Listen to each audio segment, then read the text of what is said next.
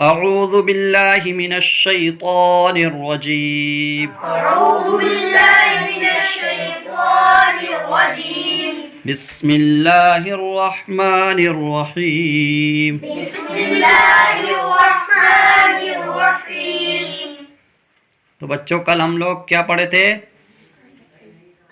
الف سے لے کے یا تک، الف با تا ثا، تو یہ سب یاد کر لیا آپ لوگ؟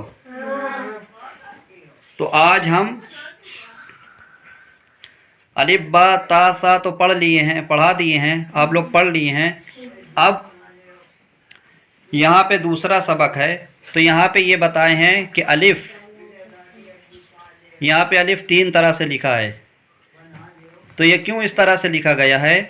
تاکہ بچوں کو سمجھنے میں آسانی ہو۔ تو جب آپ لوگ حرف پہچان جائیں گے تو انشاءاللہ آپ آسانی کے ساتھ پڑھ لیں گے، اسے کوئی مشکل نہیں ہے۔ لیکن ضروری بات یہ ہے کہ جو ہم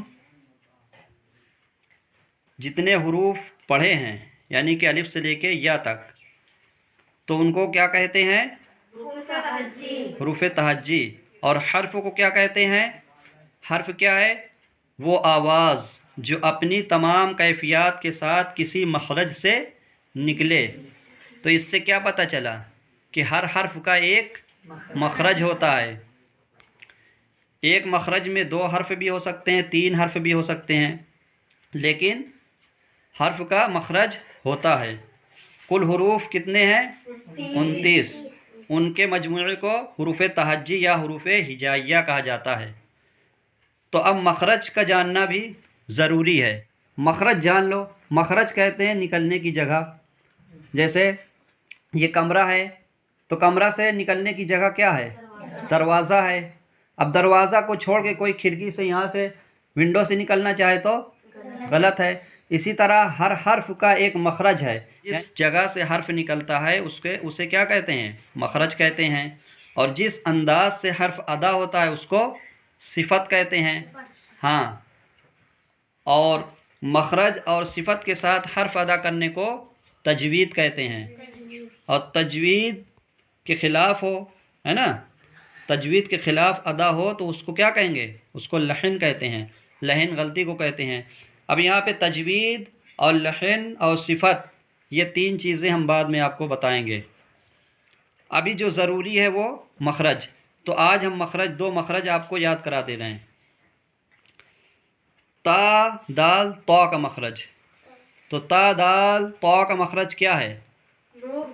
نوک زبان اوپر کے سامنے والے دونوں دانتوں کی جڑ سے مل کر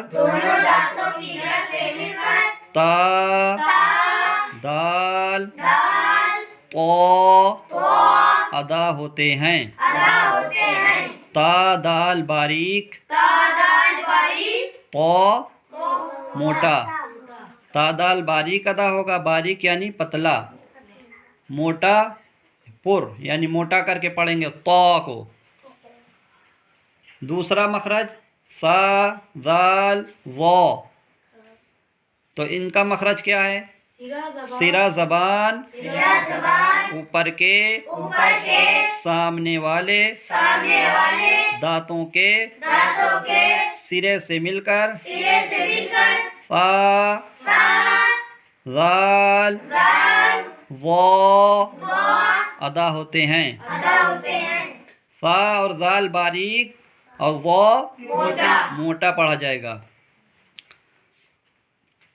اب آگے سبق میں الف زبر آ با زبر با تا زبر تا، تو ہم اس کو بعد میں آپ کو پڑھائیں گے۔ پہلے زبر زیر پیش، 2 زبر 2 زیر 2 پیش، جزم اور تشدید، ان سب کو کیا کہتے ہیں اس کو ہم آپ کو بتا دے رہے ہیں، یاد کروا دے رہے ہیں۔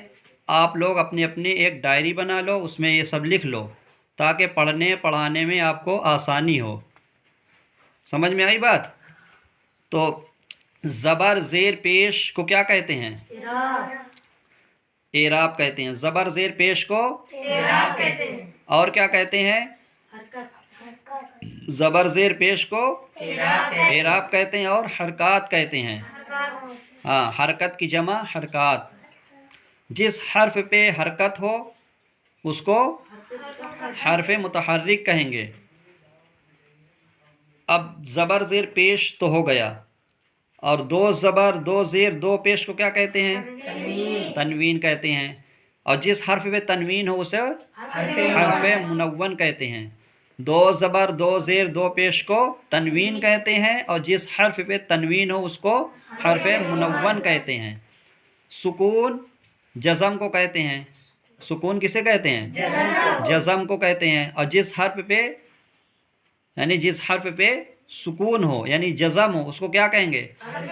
اس کو حرف ساکین کہیں گے، یا حرف ساکین کہیں گے یا مجزوم کہیں گے. مجزوم. تشدید کسے کہتے ہیں؟ تشدید معلوم ہے کسے کہتے ہیں؟ تین دندان والی شکل کو.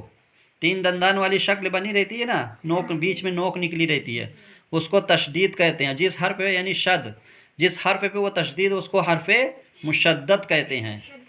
ہاں، جس حرف پہ تشدید ہو اس کو حرف مشدد بڑی شین سے حرف مشدد کہتے ہیں. تو اب انشاءاللہ کل سے جو ہے دوسرے مخارج بیان کریں گے، انشاءاللہ آپ کو لکھائیں گے اور پھر آگے سبق پڑھائیں گے. ابھی آپ لوگ اس کو خوب اچھے سے پکا یاد کر لیجئے.